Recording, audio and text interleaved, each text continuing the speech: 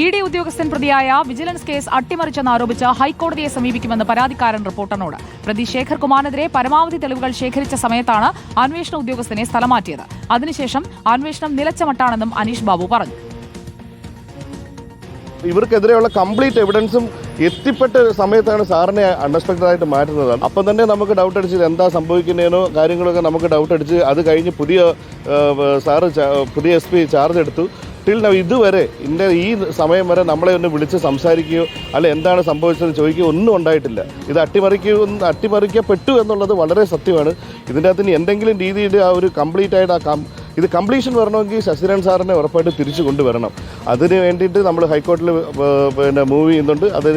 അത് സാറിനെ തിരിച്ചു കൊണ്ടുവരാനായിട്ട് നമ്മൾ മാക്സിമം നിയമപരമായിട്ടുള്ള കാര്യങ്ങൾ വെച്ച് നമ്മൾ മുമ്പോട്ട് പോകും. ഇതെന്തായാലും അവസാനം എന്താണെന്ന് എനിക്കറിയില്ല. ഇത് അട്ടിമറിക്കപ്പെട്ടു എന്നുള്ളത് വളരെ വാസ്തവമായിട്ടുള്ള കാര്യമാണ്. എസ് ശരൺ ചേരുന്നു നമുക്കൊപ്പം. Good evening S Sharan. ED ഉദ്യോഗസ്ഥൻ പ്രതിയായ വിജിലൻസ് കേസിൽ പരാതിക്കാരൻ ഹൈക്കോടതിയിലേക്ക് നീങ്ങുകയാണോ?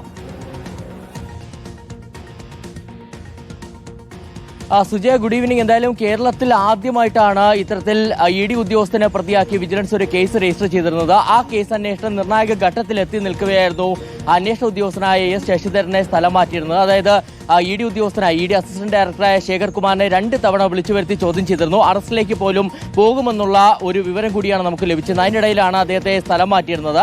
ഇതിന് പിന്നാലെ ഇപ്പോൾ പരാതിക്കാരൻ ആരോപിക്കുന്നത് ഈ കേസ് ഒതുക്കി തീർത്തു എന്നുള്ളതാണ്. അതായത് കേസ് അട്ടിമറിച്ചു എന്നുള്ളതാണ്.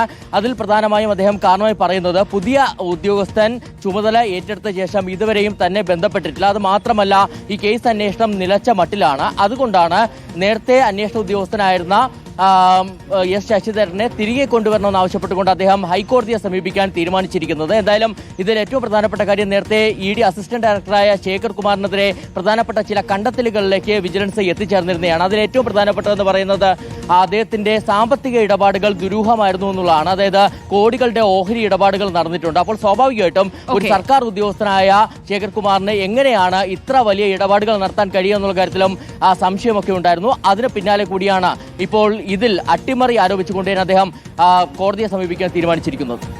ഓക്കെ, എസ് ശരണാണ് നമുക്കൊപ്പം ചേർന്നത്.